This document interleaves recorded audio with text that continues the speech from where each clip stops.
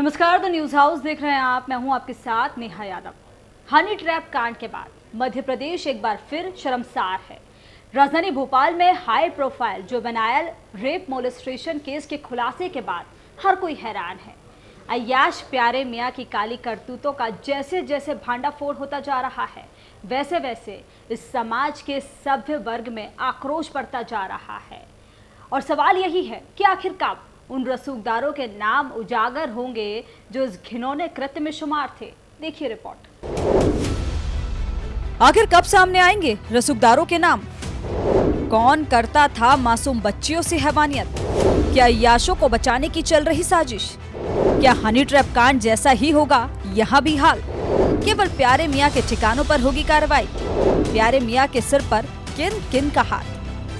नशे की हालत में मिली नाबालिग लड़कियों के सनसनीखेज खुलासे के बाद इस रैकेट के मास्टरमाइंड प्यारे मियां को तो श्रीनगर से गिरफ्तार कर लिया गया, लेकिन सवाल अब भी कई है कि आखिर प्यारे मियां के उन हाई प्रोफाइल रसूखदार ग्राहकों के नाम सामने क्यों नहीं आ रहे हैं? क्या ऐसे व्हाइट कॉलर लोगों को बचाने की साजिश शुरू हो गई है? पत्रकार की आड़ में छिपे प्यारे मियां का हैवान चेहरा तो जनता के सामने आ चुका है। पुलिस की शुरुआती तेजी से इस घिनौने शख्स की करतूतों का तो भंडाफोड़ हो गया, लेकिन अब तक इस रहस्यमयी रेप और देह व्यापार कांड में सारे खुलासे नहीं हो पाए हैं। मध्य प्रदेश में जब हनी ट्रैप मामला सामने आया था, तब भी ऐसे कई रसूखदारों के इस कांड में शामिल होने के चर्चे होते रहे, लेकिन निगम इंजीनियर के अलावा किसी और के नाम का आधिकारिक खुलासा नहीं हो पाया था। उस मामले की जांच भी हमेशा संदेह के दायरे में रही, जिसमें आरोपियों से लेकर उन बेनाम लोगों को बचाने की कवायद ज्यादा दिखी। भोपाल के इस मामले ने प्रदेश के खुफिया विभाग की धज्जियां उड़ाकर रख दी, जहां श्यामला हिल्स जैसे इलाके में फ्लैट के भीतर मिनी डांस बार बनाकर देह व्यापार कराया जा रहा था, लेकिन किसी को कानो कान भनक नहीं लगी या फिर जानबूझकर इसे अनदेखा किया गया। इंदौर में जिस तरह से जीतू सोनी के साम्राज्य को धराशाही किया गया, ठीक उसी तरह प्यारे मियां के अड्डे भी नेस्तानाबूद कर दिए गए। लेकिन अब सवाल उठ रहा है कि आखिर प्यारे मियां के उन प्यारे प्यारे ग्राहकों के नाम कब उजागर होंगे? पुलिस की इतने दिनों की तफ्तीश में लड़कियों ने जो नाम बताए, उन्हें सामने क्यों नहीं लाया जा रहा? जब सूत्र लगातार कह रहे हैं कि प्यारे मियां की इस बदनाम बस्ती में कई नाम वाले पहुंचते थे जो इन मासूम बच्चियों पर भेड़ियों की तरह टूट पड़ते थे, तो उनके नामों का खुलासा करने में पुलिस क्यों हिचकिचा रही है? क्या इन चेहरों से पर्दा उठने के बाद आने वाले तूफान का डर पुलिस को सता रहा है? अगर नहीं, तो पुलिस कब उन शौकीनों के नाम का खुलासा करेगी? ये सब स्पेकुलेशन है। अभी जो है मैंने आपको एग्जैक्टली वैसा ही बताया है।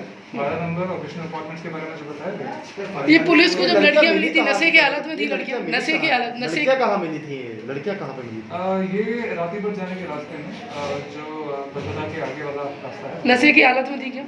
इसके ऊपर मेडिकल के बाद ही काम करना है। अच्छा, इन्हें बताया कहाँ जा रही थी लड़कियां? वहाँ को भी शाहपुरा से पार्टी करके वापस आ रही थी, कहाँ पे इनको मिली? नहीं, तो उनकी पूछताछ हो रही है, चाइल्ड लाइन धीरे धीरे उनसे बात कर रही है। तो फरियादी किसे बनाया, किन किन धाराओं में FIR? नहीं, तो 2 फरियादियों के नाम तो मैंने आपको, आरोपियों के नाम तो आपको बता दिए हैं, और फरियादी जो है वो तो चाइल्ड लाइन है, क्योंकि उन्होंने हमको बताया है। इसके पता नहीं, ये सब स्पेकुलेशन है क्या है। अभी आगे जैसे जांच होगी तो हमारे पास बेटर आंसर।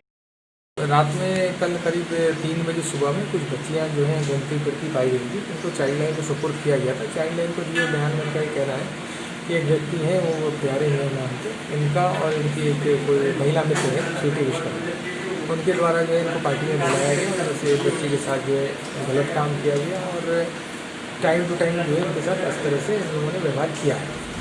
इस कांड का सबसे दुर्भाग्यजनक पहलू ये है कि प्यारे मियां नाम का ये व्यक्ति पहले तो 15 से 17 साल की बच्चियों से देह व्यापार करता था। इसके बाद उनका जबरदस्ती निकाह करवा दिया जाता था, जबकि इनमें से ज्यादातर बच्चियां दूसरे धर्म की थी। दरअसल प्यारे मियां की जो घटना इस समय हाई प्रोफाइल लेवल पे इस समय मीडिया में छाई हुई है, उसमें जो जानकारी खास तौर से उभर कर आई है कि जिस तरह से वो गरीब परिवार की नाबालिग बच्चियों का यौन शोषण करके उनको हवस का शिकार बनाता था या उनका दुरुपयोग करता था, उनके शरीर से खेलता था। उससे हमारे जानकारी में आया कि इस मामले में वो हिंदू समाज की गरीब परिवारों की लड़कियों को ज़्यादा इस्तेमाल करता था। इस जानकारी से न सिर्फ हिंदू वर्ग बल्कि हिंदू धर्म में आस्था रखने वाला हर व्यक्ति अपने आप को आहत भी महसूस कर रहा है और रोष भी है।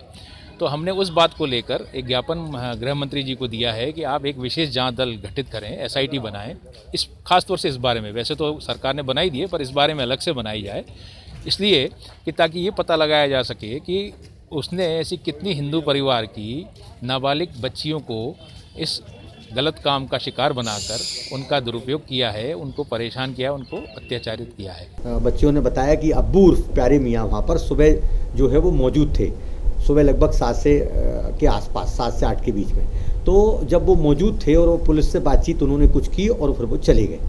तो हमारा सिर्फ ये सवाल था कि चूंकि रात भर यानी 3 बजे की घटना है रविवार की, उस रात भर की प्रक्रिया में बच्चियों से पूछताछ के दौरान ये सिद्ध हो गया था, यह साबित हो गया था कि उनके साथ यौन शोषण हुआ है, उनका दैहिक शोषण हुआ है। जब ये बात स्पष्ट हो गई तो निश्चित तौर पर माइनर बच्चों के मामले में पुलिस ने गंभीरता न दिखाते हुए आरोपी को क्यों जाने दिया, जबकि वो उनके सामने ये सिद्ध हो चुका था कि प्यारे मियाँ आरोपी है। तो कहीं ना कहीं एक सवाल है, इसको लेकर हम DGP को चिट्ठी लिख रहे हैं। एक बात और हमें थोड़ी सी लगी है जो वो भी हमारा एक सवाल है कि अगर जो माइनर बच्चियां थी तो रात में उनको चाइल्ड लाइन के थाने में क्यों नहीं रखा गया, SGPU को रात में ही क्यों नहीं बुलाया गया, चाइल्ड लाइन को रात में क्यों नहीं बुलाया गया। पाकिस्तान भागने की फिराक में बैठे प्यारे मियाँ के खिलाफ तो पुलिस धाराएं बढ़ाती रहेगी, लेकिन उन मासूम बच्चियों के बाकी गुनहगारों तक क्या कानून के लंबे हाथ पहुंच पाएंगे, या फिर हनी ट्रैप की तरह इस गंदे धंधे के सारे गंदे लोगों को धीरे धीरे बचा लिया जाएगा।